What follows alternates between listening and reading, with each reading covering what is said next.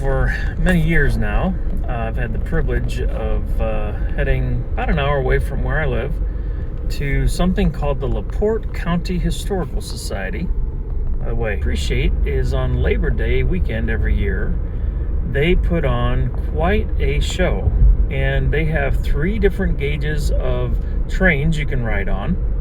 They have antique trucks and tractors, traction engines, you name it, all kinds of things driving around. There's lots of coal smoke, lots of whistles.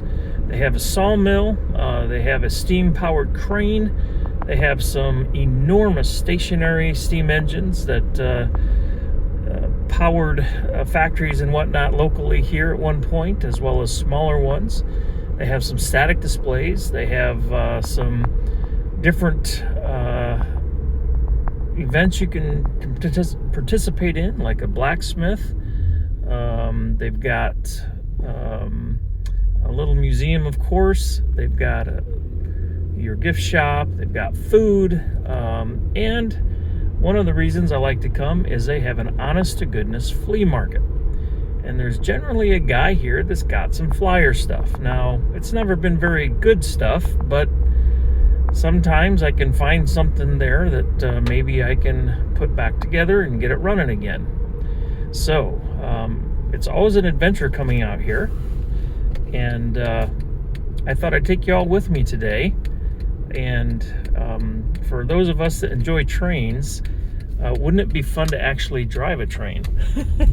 And that's one of the things that happens here is you get to ride on different scales. They have 7-inch, they have 14-inch, which would be what you're seeing here in front of us, and then they have narrow gauge. And the narrow gauge line has a couple noteworthy engines on it, including a 3-truck Shay.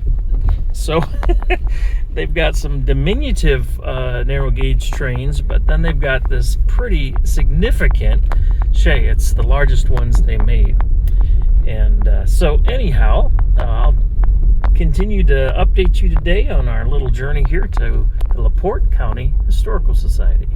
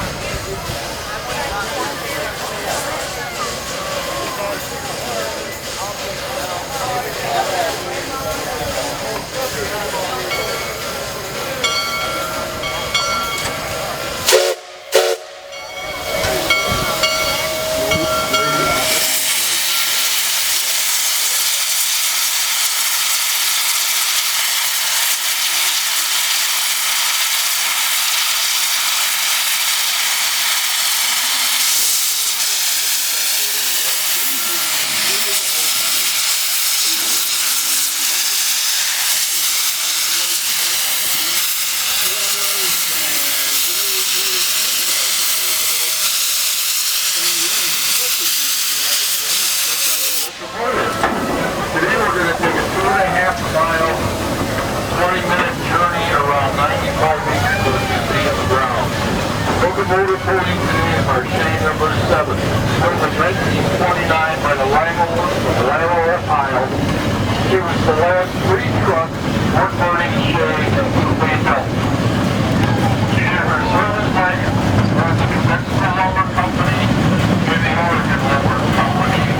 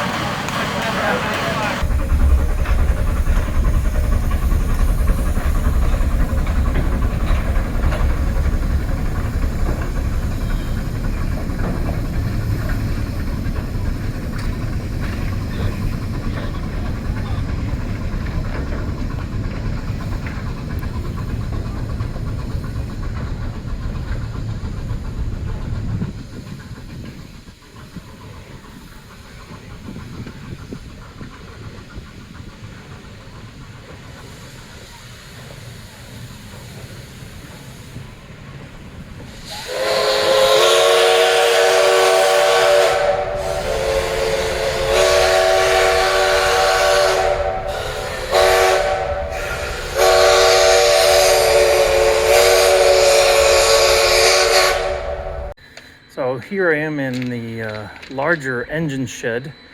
You can see we've got a couple engines under construction, or I should say repair. This looks to be Prairie type here, potentially, I believe, Porter. We've got one Porter out operating. Here is an aero gauge. What is that? Looks like a 040. Someone painted up for Milwaukee. This is a German 080 that I've actually seen operating. Sorry, 040 that I've seen operating from time to time when I've been here. And then they've got a small Plymouth here, switcher. And as you can see, we've got the two different sizes of the larger narrow gauge here, as compared in contrast to the 7-inch and the 14-inch.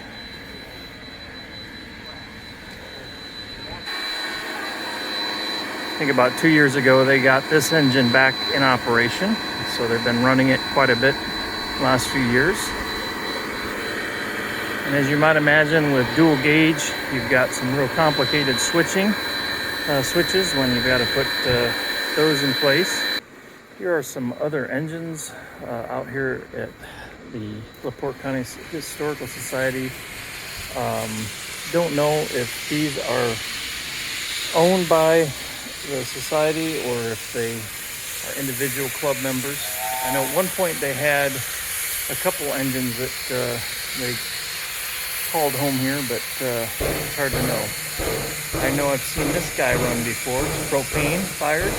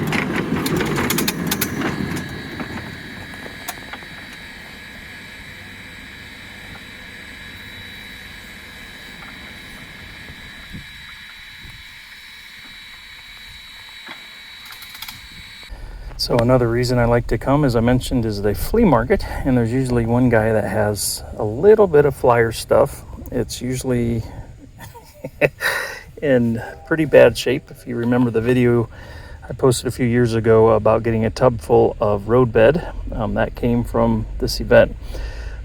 Today I was surprised. I've never seen he had any flyer engines. So these are of course all in rough to worse than rough shape, and but I hopefully can get a couple of these operational, and I've been needing a tender shell like that, so that'll help another project. So there's some good finds here from that perspective.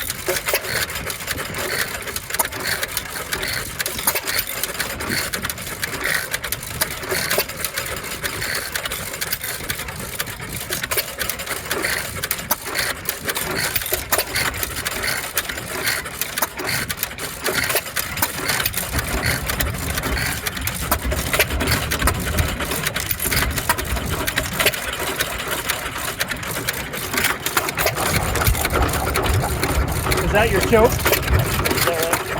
Sometimes you can overdo it. Very sensitive.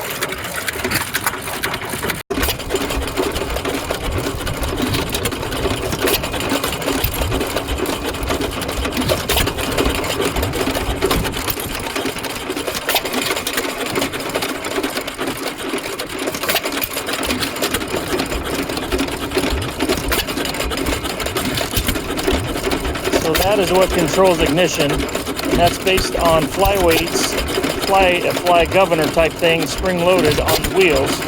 So when these are under load, the springs have less tension, which allows the pulley to slide in, and that's what triggers the ignition.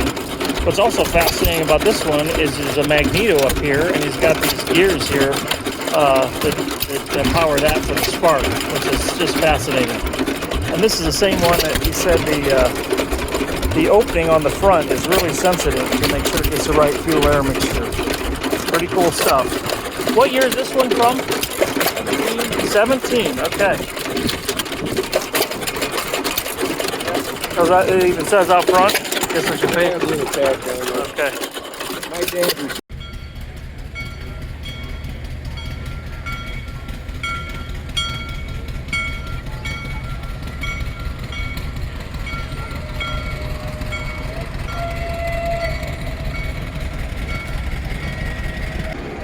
port on the side of the steam boiler, the steam's gonna come straight out. Okay. So when we put pressure in here, the contact goes inside of what is called a bourdon tube. B-O-U-R-D-O-N. Bourdon. And if you watch real closely, you'll see the center of this tube move as the pressure goes in there. It tries to run the jet model tube, but it can't because it's around the side of that bourdon tube. Goes to the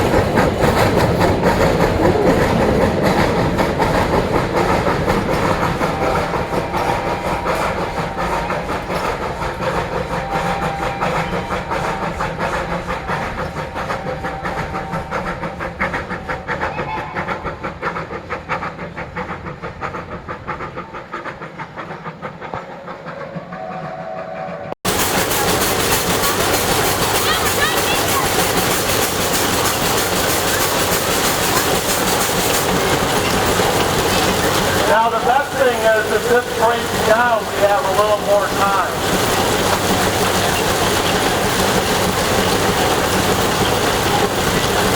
Here you go, guys. Here's some more. Now fill that bucket up, okay?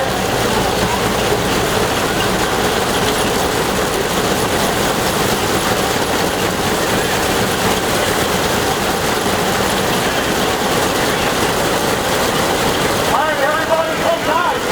Look at the machine. It's gonna go right now. Watch that spout. Watch that spout. Oh, they broke down.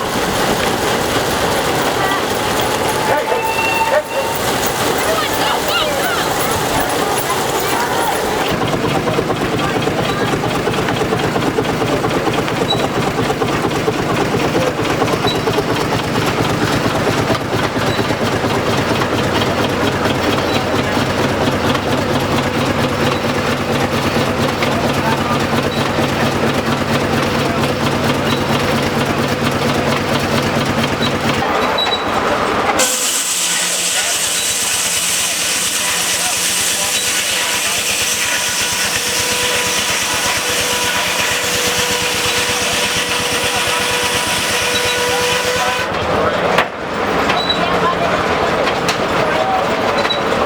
Here.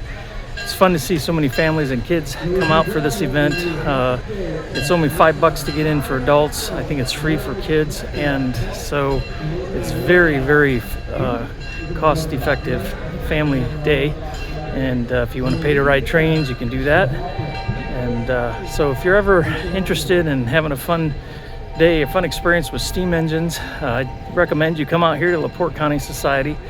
Labor Day weekend is a real highlight, but they run trains throughout the year, so check their calendar, their website, posted up here for you. And if you happen to ever have a chance to come out here and visit, you won't be disappointed, especially if it's on Labor Day weekend. It's a great time.